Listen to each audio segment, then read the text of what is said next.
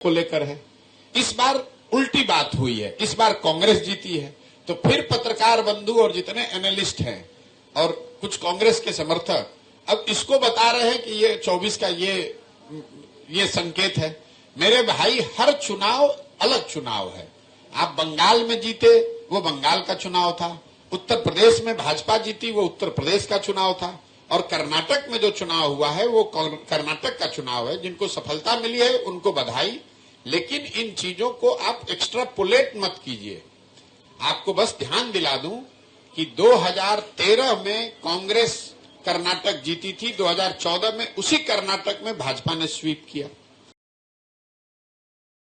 कर्नाटक में आए रिजल्ट को लेकर के विपक्ष काफ़ी उत्साहित है। वहीं भारतीय जनता पार्टी को जरा भी चेहरे पर शिकन नहीं है। हालांकि हार निश्चित रूप से आपको तोड़ती जरूर है, आपको परेशान करती है, लेकिन हार जीत का रास्ता भी अख्तियार करने के लिए आपको रास्ता दिखाती है। आपको बता दें कि लगातार चर्चा कर्नाटक जीत की हो रही है और जितने भी विपक्ष के दल हैं वो इसे भुनाने में लगे हुए हैं और उसे अपनी जीत बता करके खुश हो रहे हैं। तो वहीं आपको बता दें कि इन सब से अलग प्रशांत किशोर ने 2024 के रिजल्ट का इसी आधार पर आकलन कर दिया है और कहा जाए तो अभी ही रिजल्ट निकाल दिया है।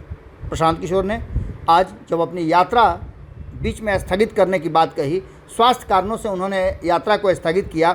उसके बाद मीडिया को संबोधित करते हुए उन्होंने अपनी बात तो रखी, लेकिन मीडिया के सवालों का जवाब भी खुल करके दिया।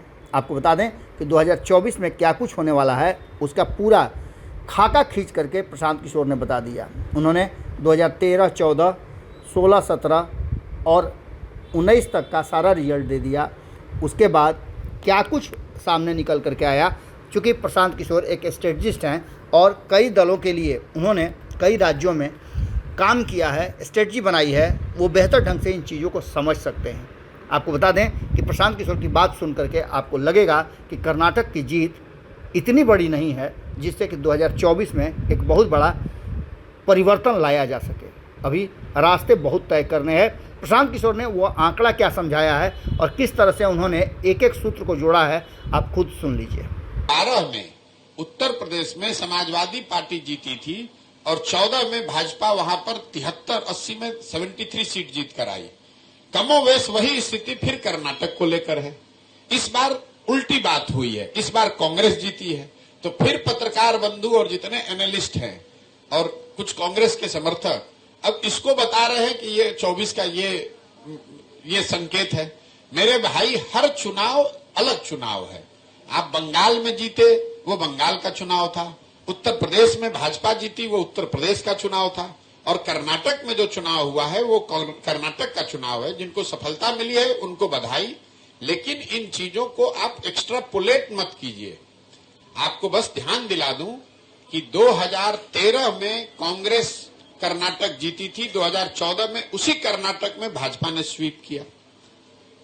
2018 में एक राज्य नहीं, मध्य प्रदेश, छत्तीसगढ़ और राजस्थान, तीनों राज्यों में दिसंबर 2018 में कांग्रेस जीती।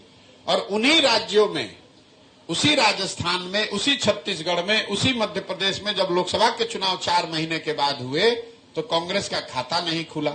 तो मेरा जो अपना छोटा अनुभव है, चुनावों को आपको बस उसी संदर्भ में देखना चाहिए। ये जरूर दिखाता है कि भाजपा की क्या गलती है, कमी है, वो ठीक बात है।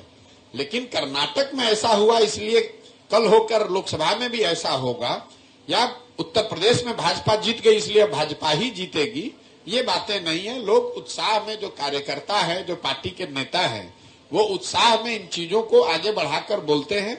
जब नरेंद्र मोदी प्रधानमंत्री ने उत्तर प्रदेश के संदर्भ में ये कहा था तो भी गलत है, और आज अगर कांग्रेस के समर्थक कर्नाटक के संदर्भ में बोल रहे हैं तो मेरा उनको इतना ही सुझाव, बिन मांगा सुझाव है कि आप बहुत ज्यादा उत्साहित न हो।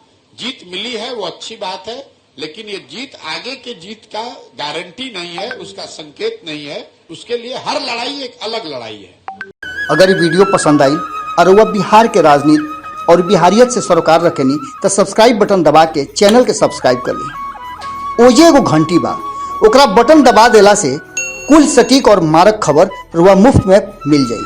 अगर रुआ पत्रकारिता के हमनी के नया प्रयोग में सहयोग कर चाहतानी तो ज्वाइन बटन दबा दी। पेटीएम नंबर नोट कर लीं 9386816700। धन्यवाद।